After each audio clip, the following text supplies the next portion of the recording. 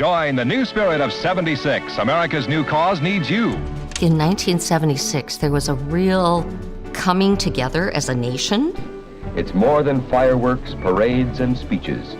It's Bicentennial USA. This 200th anniversary of the birth of America. There was certainly a goal on the part of the people who designed the celebrations to try to bring people together. This impression of community. Bicentennial is a once-in-our-lifetime opportunity. But there was a heavy overlay that year of continued wounds from what we had been through and kind of exhaustion.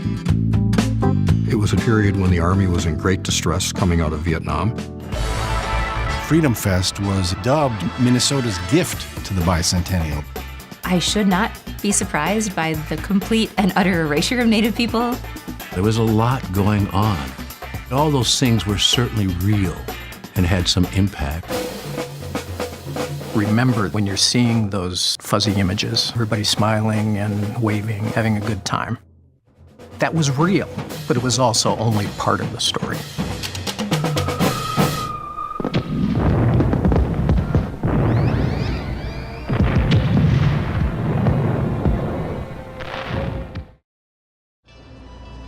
When I think about mid-1970s in Minnesota, it had only been a couple of years before our governor appeared on the cover of Time magazine declaring that we had the good life. This is all at the same time that we have a lot of other issues in our society: the Vietnam War, rising inflation, political turmoil. The country had a gut punch. Watergate, issues of privacy, secrecy, FBI, J. Edgar Hoover looking under the bed for Reds. The Watergate scandal was unlike the kind that people had seen before. They felt really betrayed in a deeper way than I think today people would react to such a thing. It drove down voter turnout in Minnesota in 1974. Something like 200,000 Republican voters didn't show up at the polls.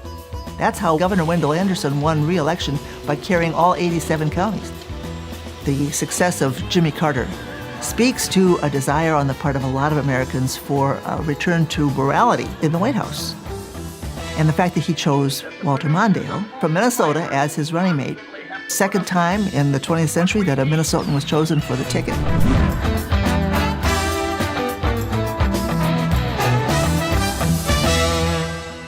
Where do we go next? For some people, they decided, I'm just going to go back to regular life. Some people said, hey, we got to start repairing. Let's heal a little bit. A 200th birthday party might help with this healing. So to get Minnesotans excited about the Bicentennial, charismatic Governor Wendell Anderson literally dressed the part. That photo was an invitation to all other Minnesotans to get on board. This is coming, this big birthday party we're going to have for the United States, and get ready for something big that's going to happen, and it's going to be fun. Before the Bicentennial Fund could commence, it had to be organized. The United States had been planning for its 2-century celebration, the Bicentennial, since the late 60s. But with slow progress in Washington, the buck got passed to the states for a more local approach. And in Minnesota, one woman took on the monumental task of leading the state's planning and execution. I was having coffee with a neighborhood group of women, and each one was kind of going around the table complaining about their husbands and kids. I thought, I don't need this. I'm going to go to work. I've got something to offer.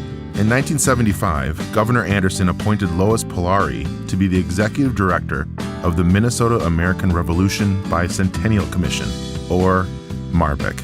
I said, well, the Bicentennial is not going to be about stuffing museums. This is really a people's celebration. It's got to have grassroots. Lois Polari was everywhere. She crisscrossed the state, traveling more than 80,000 miles to attend meetings, ceremonies, and banquets, to preside over events, ride in parades, speak to communities, and encourage participation in the Bicentennial. As long as we had the staff and telephones and a mileage budget, we could make it work. Joining Lois in this work